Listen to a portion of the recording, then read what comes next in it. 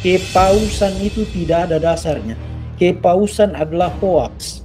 Saudara tahu tidak paus ini? Dia lebih dari pejina.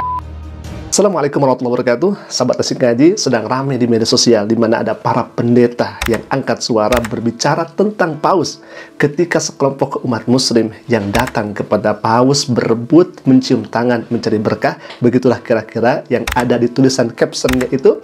Akan tetapi pendeta ini justru malah membongkar siapa paus itu sebenarnya.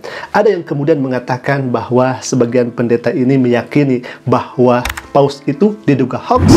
Kemudian ada juga sebagian pendeta yang mengatakan bahwa ada 9 paus yang katanya Bapak Suci, akan tetapi kata pendeta ini justru diduga melakukan hal-hal yang sangat keji. Apabila kami tampilkan ini bukan kita niatan untuk menghujat dan sebagainya, itu yang kita harus buang jauh-jauh. Akan tetapi kami tampilkan ini untuk pengetahuan bagi kita. Setelah kita tahu, kita akan memahami terkait daripada perbedaan pandangan antara Katolik dan Protestan. Dan sudah menjadi hal yang sangat lumrah ketika kita masuk ke perguruan tinggi, ada kemudian namanya disiplin ilmu, yaitu perbandingan agama atau perbandingan madhab dan lain sebagainya. Kita akan langsung saja tampilkan bagaimana pendeta MYM yang akan berbicara tentang kepausan, dan mohon kiranya wabil khusus kepada umat muslim yang justru, mohon maaf, kami katakan mencium keningnya, mencium tangannya, apalagi dengan niatan untuk mencari berkah, maka hal ini yang harus kemudian diketahui. Jangankan umat muslim, umat non-muslim saja sangat keras berkomentar tentang kepausan ini. Kita akan saksikan bersama. Silakan ya, ikhwah. Mengenai pengajaran para paus, mengenai gaya hidup para paus. Salah satu paus yang saya sudah bahas di dalam video saya yang lalu, ya, itu adalah Paus Yohanes yang ke-12. Saudara tahu tidak paus ini? Dia lebih bejat dari pejinah. Dia lebih bejat dari penjahat kelamin.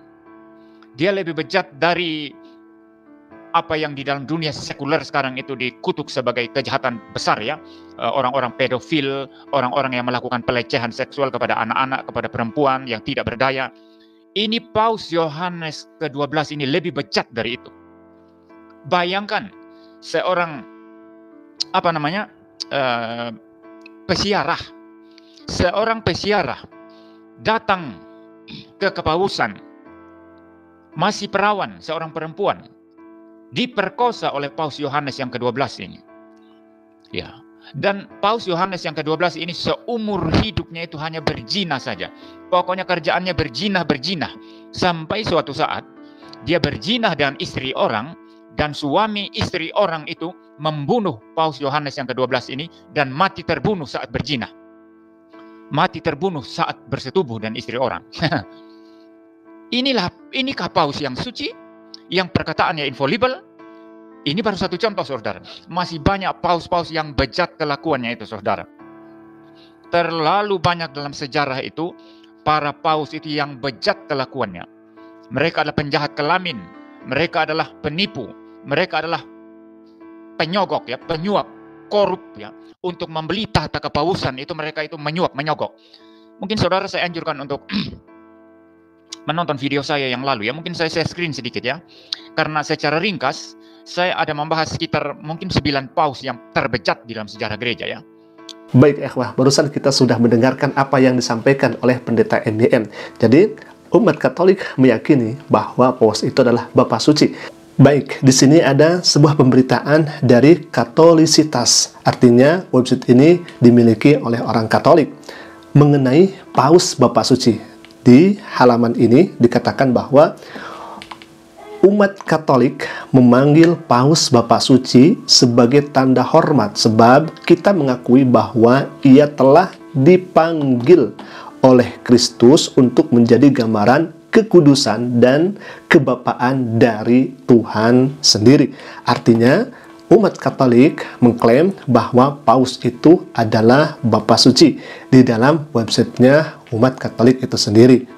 Sedangkan umat Kristen yang Protestan tentunya tidak meyakini bahwa paus itu adalah Bapak Suci, karena ada 9 paus yang diduga itu melakukan hal yang tidak dibenarkan. Di dalam pandangan Katolik, Paus disebut sebagai Bapak Suci penerus langsung Santo Petrus.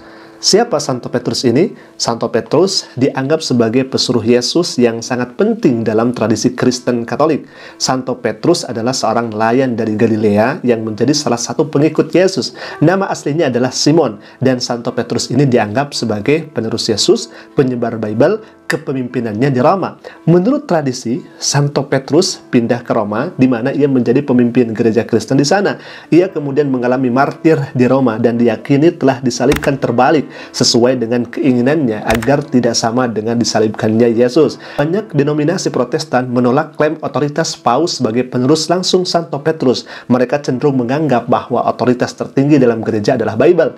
Pandangan Protestan terhadap Paus dan kepemimpinan gereja Katolik seringkali berbeda dari pandangan gereja Katolik itu sendiri. Secara umum, ada beberapa pandangan utama. Dalam hal ini adalah pendirian doktrin. Beberapa pandangan Protestan berbeda dalam hal doktrin dan ritual yang dipraktikkan oleh gereja Katolik yang dipimpin oleh Paus itu. Contohnya, ajaran-ajaran seperti pengakuan dosa kepada imam, doa kepada orang kudus, dan doktrin tentang Maria seringkali tidak diterima dalam banyak tradisi Protestan. Jadi pendeta ini bertanya, kalau misalkan Bapak Paus ini adalah Bapak Suci, maka sejatinya tidak akan ada kasus yang kemudian disampaikan oleh Pak Pendeta MYN ini. Itu kira-kira pertanyaan dari Pak Pendeta terkait dari Bapak Paus. Maka kami lagi-lagi mengajak kepada umat muslim agar sadar dia itu adalah non-muslim dan tidak seakidah dengan kita. Memintalah berkah kepada Allah Subhanahu wa taala. Itu yang kemudian Allah suruh dalam Al-Qur'anul Karim. Walau anna ahlal qura amanu wattaqau lafatahna alaihim. Kalaulah penduduk kampung itu beriman dan bertakwa, maka Allah akan anugerahkan dan Allah akan berikan keberkahan itu. Jadi artinya berkah itu daripada Allah Subhanahu wa taala, bukan daripada makhluknya. Baik, ikhwah, kita akan langsung lihat bagaimana pendeta kedua, yakni pendeta Deki Ngadas, yang akan menyampaikan pandangannya tentang Paus itu sendiri. Silakan, ikhwah. Kepausan itu tidak ada dasarnya. Kepausan adalah hoax, adalah fiksi, adalah mitos, dan itu saya buktikan. Bukan hanya klaim, saya buktikan dengan data, buktikan dengan referensi, buktikan dengan dengan argumen. Baik, kalau misalkan kita lihat websitenya dari non-muslim itu sendiri, di dalam Christianity, ya, fak di bawahnya. Nah, kalau misalkan kita lihat di sini, apa pendapat Protestan tentang Paus, maka Protestan percaya bahwa keyakinan gereja Katolik tentang jabatan Paus didasarkan pada kesalahpahaman tentang ajaran Yesus dalam Bible.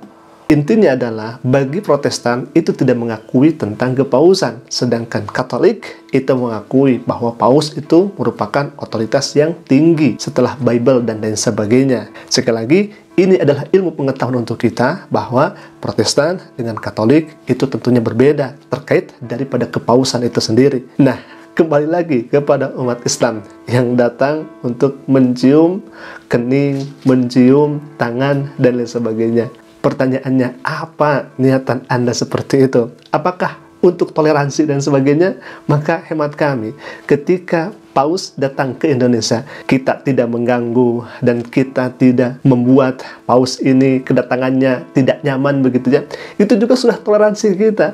Ngapain harus dicium kening dan sebagainya? Adalah kita menghormati kedatangannya juga, menjaganya agar dia bertamu ke Indonesia aman. Itu sudah toleransi yang cukup luar biasa. Malah ini mencium tangan, apalagi dengan niat untuk mencari keberkahan. Waliyahudzubillah. Nah, itu kemudian yang harus dikoreksi. Dan tentunya itu tidak cukup dengan beristighfar, tetapi harus bertobat kepada Allah Subhanahu wa taala karena sudah meyakini bahwa meminta berkah kepada non-muslim itu sendiri, ya ikhwah. Alhamdulillah.